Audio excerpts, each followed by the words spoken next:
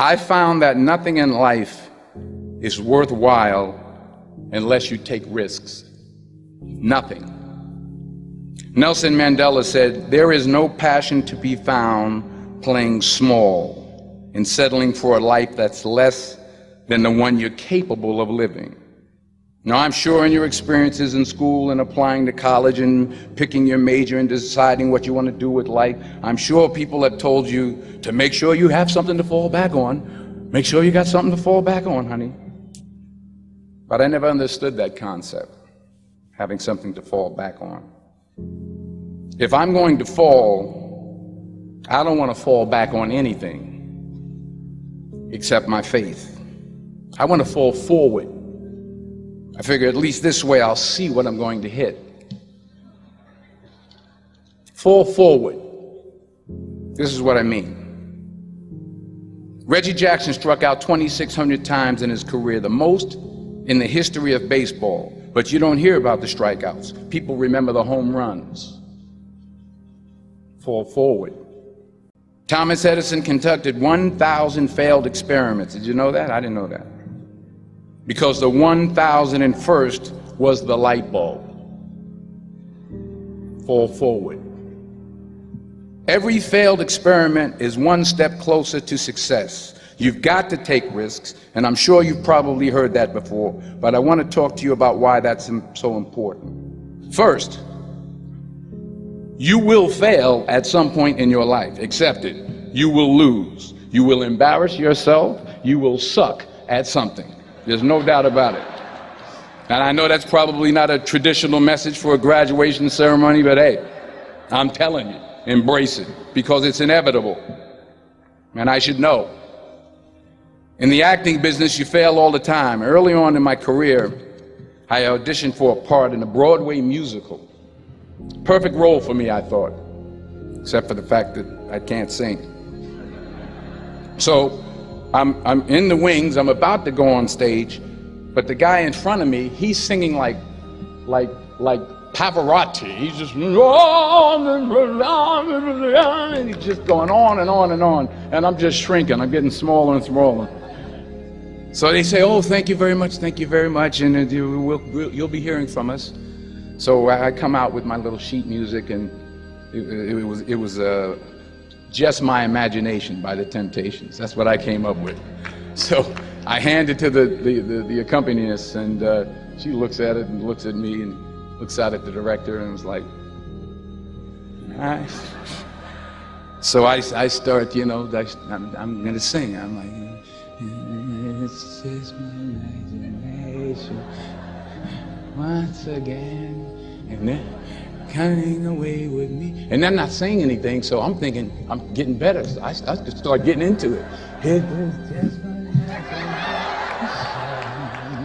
Running. They say, "Oh yeah, thank you very much, Mr. Washington. Thank you." So I assumed I didn't get the job. But the next part of the audition, he called me back. The next part of the audition is the acting part of the audition. Now I'm like, hey, okay, maybe I can't sing, but I know I can act. So they pair me with this guy, and again, I didn't know about musical theater. And musical theater is big, so they can reach everyone all the way in the back of the stadium. And I'm more from a realistic, naturalistic kind of acting where you actually talk to the person next to you.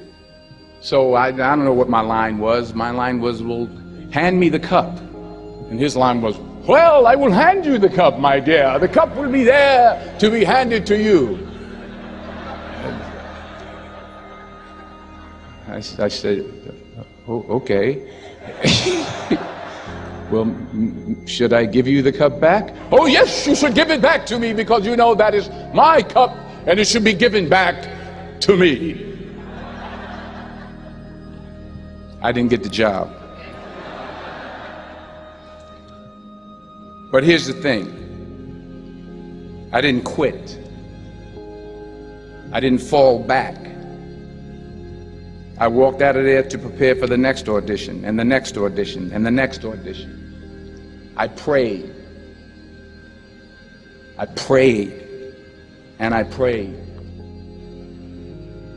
But I continued to fail, and fail, and fail. But it didn't matter, because you know what?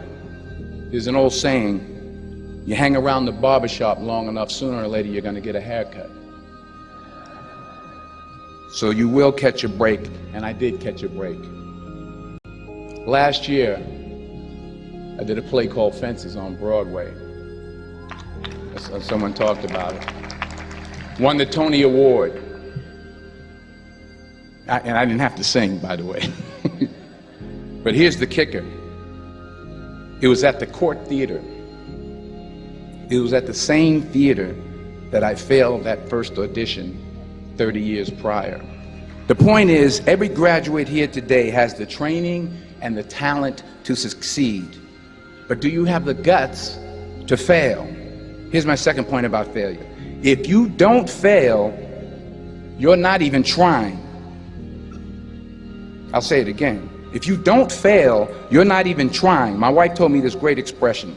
To get something you never had, you have to do something you never did. Les Brown's a motivational speaker. He made an analogy about this. He says, imagine you're on your deathbed, and standing around your deathbed are the ghosts representing your unfulfilled potential. The ghost of the ideas you never acted on. The ghost of the talents you didn't use. And they're standing around your bed, angry, disappointed, and upset. They say, we came to you because you could have brought us to life, they say. And now we have to go to the grave together. So I ask you today, how many ghosts are going to be around your bed when your time comes? You've invested a lot in your education, and people have invested in you. And let me tell you, the world needs your talents. Man, does it ever. I just got back from Africa like 2 days ago, so if I'm rambling on, it's because I'm jet lagged. I just got back from South Africa. It's a beautiful country, but there are places there with terrible poverty that need help. And Africa is just the tip of the iceberg. The Middle East needs your help. Japan needs your help. Alabama needs your help. Tennessee needs your help. Louisiana needs your help. Philadelphia needs your help. The world needs a lot, and we need it from you. We really do. We need it from you young people. I mean, I'm not speaking for the rest of us up here, but I know I'm getting a little grayer. We need it from you, the young people. So you got to get out there. You got to give it everything you got, whether it's your time, your talent, your prayers, or your treasures. Because remember this, you will never see a U-Haul behind a hearse. You will never see a U-Haul behind a hearse. You can't take it with you. The Egyptians tried it, and all they got was robbed. So the question is, what are you going to do with what you have? I'm not talking about how much you have. Some of you are business majors, some of you are theologians, nurses, sociologists. Some of you have money, some of you have patience, some of you have kindness, some of you have love. Some of you have the gift of long suffering, whatever it is, whatever your gift is. What are you going to do with what you have? All right, now here's my last point about failure. Sometimes it's the best way to figure out where you're going. Your life will never be a straight path. I began at Fordham University as a pre-med student. I took a course called the cardiac morphogenesis. I still can't say it. Cardiac morphogenesis. I couldn't read it, I couldn't say it, I sure couldn't pass it. So then I decided to go into pre-law, then journalism. And with no academic focus, my grades took off in their own direction. Yeah, down. I was a 1.8 GPA one semester, and the university very politely suggested that it might be better to take some time off. I was 20 years old. I was at my lowest point. And then one day, and I remember the exact day, March 27th, 1975, I was helping my mother in her beauty shop. My mother owned a beauty shop up in Mount Vernon. And there was this older woman who was considered one of the elders in the town. And I didn't know her personally, but I was looking in the mirror, and every time I looked at the mirror, I could see her behind me, and she was staring at me. She just kept looking at me. Every time I looked at her, she kept giving me these strange looks. So she finally took the dryer off her head and she said something I'll never forget. First of all, she said, somebody give me a piece of paper. Give me a piece of paper. She said, young boy, I have a prophecy, a spiritual prophecy.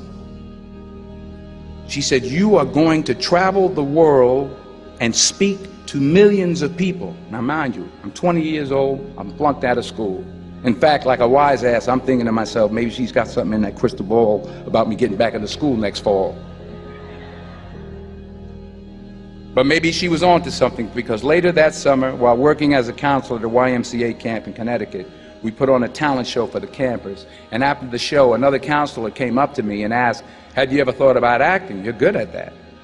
So when I got back to Fordham that fall, I got in, I changed my major once again for the last time.